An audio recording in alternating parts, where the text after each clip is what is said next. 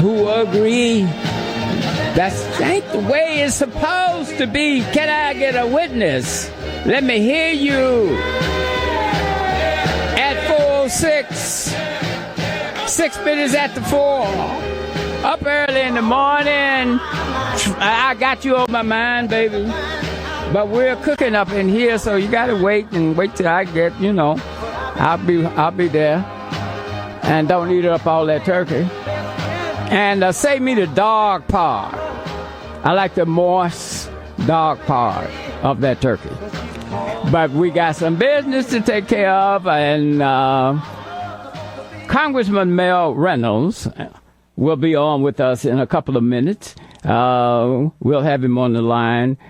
We have been discussing Jesse Jackson Jr., resignation from Congress, and names of potential candidates have been popping up all over the place, and one of those names is that of Congressman Reynolds, but whether or not he really intends to do it, he will give us some hint today. But at any rate, let's. I hope those of you on the line, hang on. You may want to ask Mel some questions. Congressman Mel Reynolds? How are you, Nate Clay? Fine, Congressman. How are you doing? I'm doing fine.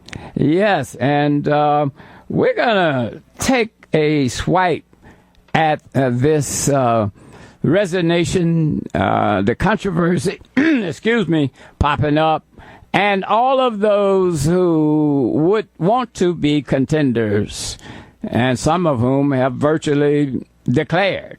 So what's your reaction to all of this, Mel? Well, first of all, let me just say it's good to be on your show, and I wanted to wish everybody out there a happy Thanksgiving, and hope that everything is going well for their families on this traditionally festive day in Chicago and in America. Clearly, we all should be thankful on this day, but we should also be particularly prayerful for the Jackson family and for what he is personally going through.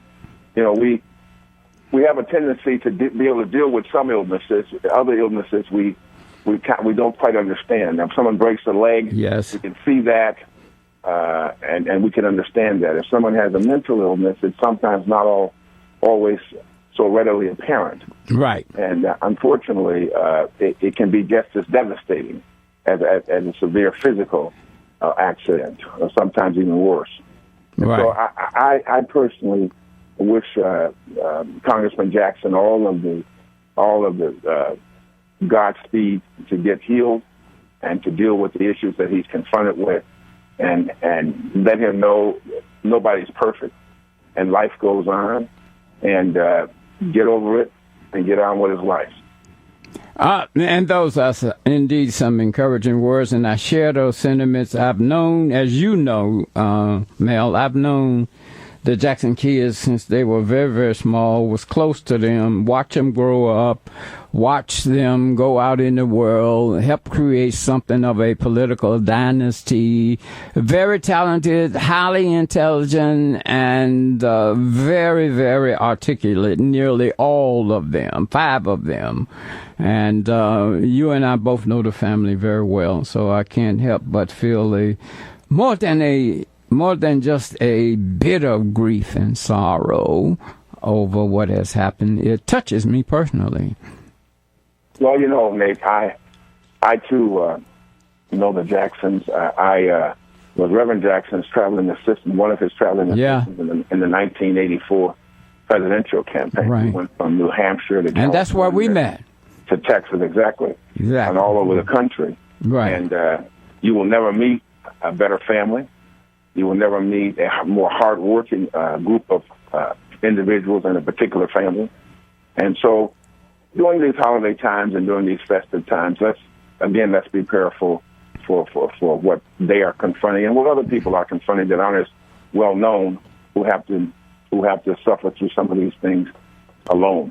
Yeah. Now, Mel, let's get into your interests your future. A lot of people don't know what you have been doing in the last few years, and I would like to briefly discuss what has preoccupied you, and also, if you care, to share with us your future ambitions. Well, it's interesting. I was asked by somebody in the media the other day, where have you been? And I said, well, just because the media doesn't choose to cover a person doesn't mean that they've disappeared. Yeah. There's a tendency in the media. And that's what Sneed said in her column, in error. Right. Yeah. Right. But the bottom line is this. Yeah. There's a tendency to make a decision in the media to cover certain people at some point only when it's something negative. Yeah. Not cover something. We had a job fair, for example, in 2006, where we had thousands of people turn up and hundreds of people there to offer jobs, and thousands of people turn up to look for a job, and nobody showed up in the media. It wasn't controversial, so they decided not to. But in any event, I have been raising three teenagers, mainly. I've been earning money as a consultant, both here in America and in Southern Africa. But mainly I've been raising three children. And three wonderful kids, I might say. Yeah, on my own. Mel, let me sing your praises as a father. I know you don't want to, but there are more than a few lessons to be learned. You have a daughter who will soon be graduating from the University of Michigan. She's a senior now. You have a son at Oxford and Cambridge. And by the way, I mentioned the young black lady from Inglewood who just became a Rhodes Scholar, and I'm just amazed at that. And actually, my daughter, the oldest, Corey, who also attended St. Ignatius College Prep, is a senior at Michigan State University. Right. She's majoring in a BS in regional and urban planning. Very proud of her. Her sister is actually at the University of Cape Town, in South Africa. Cape Town, South Africa. And my son should be joining his sister there soon. He's at Oxford now, right? No, he is not at Oxford now. He's in his last year of boarding school, and he is a young man who is a very bright, but a young man who has to really focus on what he wants to do to be successful. But in any event, raising children, that is, I wanted my children to my father died when I was very young, and we were very poor. As you may know, I grew up in public housing and run-down tenements on the west side of Chicago. And but they instilled in us. My grandmother was the smartest person and the wisest person I ever met in my life, and she didn't go to anybody's school, but she wanted us. She was from Mount Bayou, Mississippi. She was from Mount Bayou, Mississippi, like it's where I'm from. I was born there. I lived there until I was about 7 or 8. But they encouraged us to go to school, and I listened, and so did my brother. And we went on and was blessed enough to earn 2 degrees from Oxford, one from Harvard and one from the University of Illinois. Yeah, Mel, let me put you on hold. We have to take a break. But when we come back, let's cut to the chase. We got to discuss what's going on in that 2nd District. 89 WLS. Traffic and weather first on the 5s. At 4:15 from the Healthy Trinity Traffic Desk, I'm Nick Gale. Stop and go up on Kennedy, Pulaski to Montrose. 3-car accident on the right shoulder after Lawrence. Stop and go outbound Edens from Montrose to Dewey, and a light pole blocking 2 left lanes on the inbound Bishop Ford near Sibley. Now your 89 WLS Weather Channel forecast tonight. A few showers and clear overnight, low near 35. Tomorrow, partly cloudy, breezy, colder, highs in the upper 30s. 62 O'Hare, 61 Midway, 62 downtown along the lake. Traffic and weather first on the 5s. Next report at 4:25 on 89 WLS. And welcome back at 4:16, and we're talking with Congressman Mel Reynolds on the line, and we'll continue with this discussion. Mel? Yes, Nate. Okay. Now, just in the last couple of days, some very dramatic things have happened with Jesse Jr.'s resignation, and everybody wants to know what you, in particular, among the other supposed contenders, plan to do. Well, we are definitely taking a hard look at the possibility of running. We believe that because of the district has not had representation for the last 6 months, right, that it needs someone to go in there that has been there before, knows what they're doing, knows the Congress, can hit the ground running. I served on one of the most prestigious committees, if not the most prestigious committee in the Congress, in the Ways and Means Committee. I was the co-author, as you probably remember, of the assault weapons ban problem that we're still having with guns here in America, and also did a lot of other things, got thousands of people jobs, created a community scholars program, and, just trying to do things. Legislation is good, but every now and then you have to go take the initiative, right, and do things. But, again, life is not perfect, and life is, you have to bend and do what you have to do, apologize for your mistakes, pay your dues for making mistakes, and move on. But you get a 2-year or a 3-year sentence, for example, that's not a life sentence. And people can go forward. And I think that the 2nd Congressional District, someone said to me the other day, if you ran, do you think you'd be a viable candidate? Well, that's going to really be up to the people of the 2nd Congressional District. As the Sun-Times so eloquently put it today. Yes, it's going to be up to the people of the 2nd District. Yeah. It's not going to be up to any elected official or a group of elected officials or a group of business people to sit down in a corner and in a room and decide this person or that person is not eligible, or this person can't do it, or this person can do it, and we're going to throw their support. If like the Sun-Times said today, and I don't often quote the Sun-Times, but as the Sun-Times said today, paraphrasing, the people of the district are the ones that will have to decide. There are intelligent people of all races who will decide who they want their next representative to be. So in a very short time, we're going to be making our final decision and thereby announcing that decision. Okay. Mel, the Sun-Times simply puts it, may the best candidate win. And I know that's a sentiment you share, too.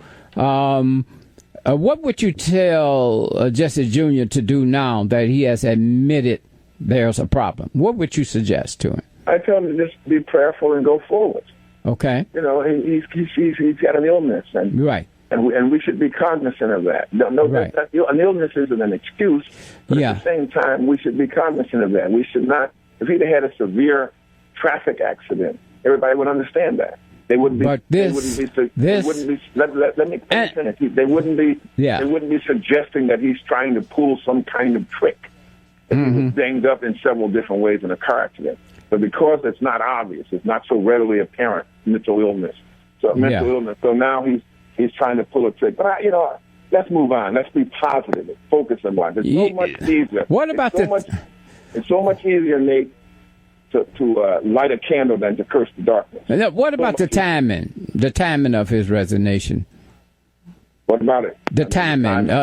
There were some people in the district are grumbling because they, I suppose, feel betrayed because they didn't know about his problems prior to re-electing him. They didn't know about his alleged problems prior to re-electing him. Yeah. Obviously, there was a lot of speculation. But why don't we take him at his word? Yeah. Why don't we take him at his word?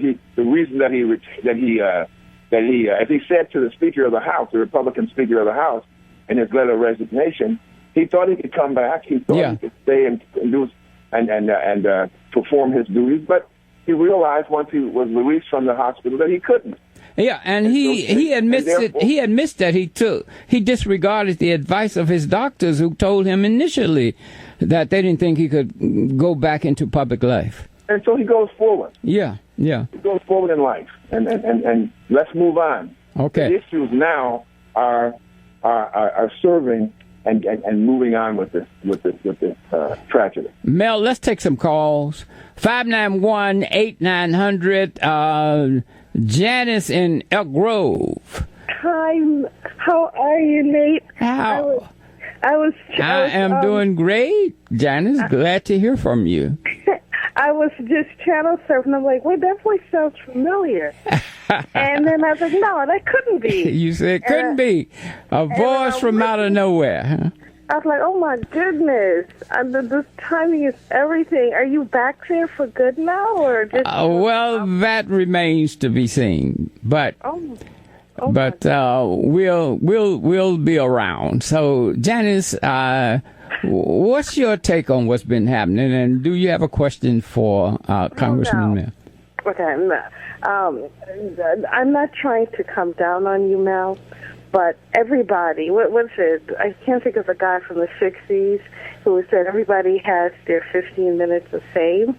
Well, Mel... Andy Warhol. Andy Warhol, yeah, that's it. Yeah. Andy Warhol, the liberal artist. He said everybody will... No, he didn't say everybody has their 15 minutes of fame. To be correct, he said everybody will get 15 minutes of fame.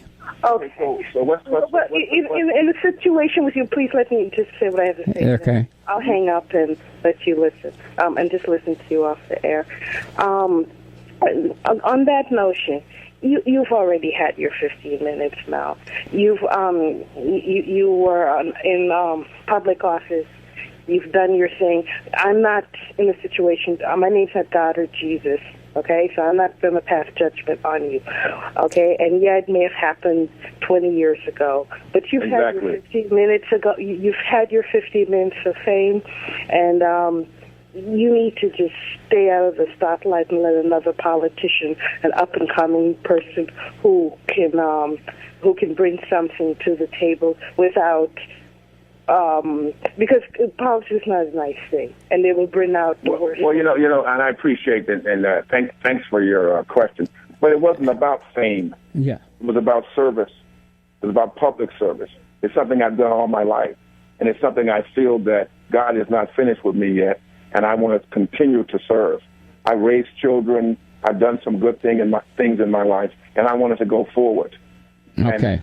And it's not a question of, it was never for me a question of fame. I never, when I graduated from one of the most prestigious universities in the world, I could have come back to Chicago and went to one of the big law firms or got on television and been a TV star. I decided to go back into the community and work in the community. And that's what it's about. When people have had enough service, I'll be done. Okay. Mel, one more question from a caller. Let's go to, what is this? To Janice? Janice on the north side. Janice? Hey, Nate. Hey, Janice. How are you? Miss P and Bola. Bola. Yes. How are you? How is it going? I know you're gulping it down. We're full of turkey, dressing, and limbs barbecue. Oh, limbs? Yes. Oh, you mean you cheated. Happy holiday to you and your guests. Yeah. Well, thank you. Thank you so much. Janice, you have an observation, comment, clever. We enjoy your show, and we hope you have many, many more. Okay. You want to ask Mel a question? Yeah, we hope that you run, and we hope that you win. Thank you very much, Stan. I appreciate that. Well, thank you, Janice, and we'll talk a little bit later on. Leave me some turkey and the dog part. I like the dog meat, Janice. Okay. Cigar. 591-8900, Mayor. Okay, we got to go to traffic, Mel, and put you on hold. 89 WLS. Traffic and weather first on the 5. At 425 from the Healthy Trinity Traffic Desk, I'm Nick Salma. Go up on Kennedy, Irving Park to Montrose, downtown to Montrose 12, up on Eden Stop to go Montrose to Toohey, Montrose to Lake Cook 27, had a light pole still blocking 2 left lanes inbound Bishop Ford approaching Sibley. Now your 89 WLS Weather Channel forecast brought to you by Famous Footwear. BOGO is back at Famous Footwear. Buy one pair of shoes, get another pair half off in time for the holiday shopping. Famous Footwear victory is yours. Tonight, a few showers and clear overnight, low near 35. Tomorrow, partly cloudy, breezy, colder, highs in the upper 30s. 62 O'Hare, 61 now, Midway, 62 downtown along the lake. Traffic and weather first on the 5s. Next report at 4:35 on 89 WLS. And welcome back at 4:26. 26 minutes after 4, you're listening to Nate Clay sitting in for Roe and Roper. We'll be here until 6, taking your calls at 591-8900. And we have on our private line here Congressman Mel Reynolds, and Mel will be glad to take calls from those of you who want to speak with him. Mel? I'm here. Yeah, we have another caller. I'm going to let him ask you a question, and then we'll talk a little longer and wrap this up. Okay. All right. Richard from the North Side. Richard, you're on WLS. Hello, Nate. Hey, Richard. Boy, what a pleasure to hear you. Happy Thanksgiving. Mr. Reynolds, I know you don't need me in defense, but I just have to say that I think after all you've been through, you would be in a perfect position to let people know what's going on with Junior and how he could move forward. And I don't think it's about what you went through in the past. And I applaud anybody that stands up for somebody who's down on their luck, and we need to lift him up. Him and his family have given their life to service to our community. And, that's my comment. I know you don't need my backup, but that's my comment on that. Well, thank you so much. I appreciate that. You sound like a very thoughtful fellow. Yes, that's true. And what he said, you've had these discussions in the past, and you've been very contributory to society since all of that happened. And let's just be very frank. I made some mistakes, but one moment in one's life doesn't nullify before and after that. And it's absurd. I'm not speaking to anyone. If I run for Congress in the 2nd Congressional District for re-election, I'm not running for perfect people. I'm running for people who understand in life there are trials and tribulations, and you go through things, and you keep your head up, and you work hard. And my producers interpret what you said as meaning you're running. Well, your producer may or may not be right. We have not actually made the final decision. Okay. We really haven't. You haven't. Okay. Well, Mel, I want to thank you for this tidbit and wish you well. And we will be talking very soon. Thank you so much, Nathan. And happy Thanksgiving to everybody again. Bye. All right. Thank you. Bye-bye. That was Congressman former Congressman Mel Reynolds, who used to hold the seat that Jesse Jackson just gave up, and other people are trying to grab. Back after this.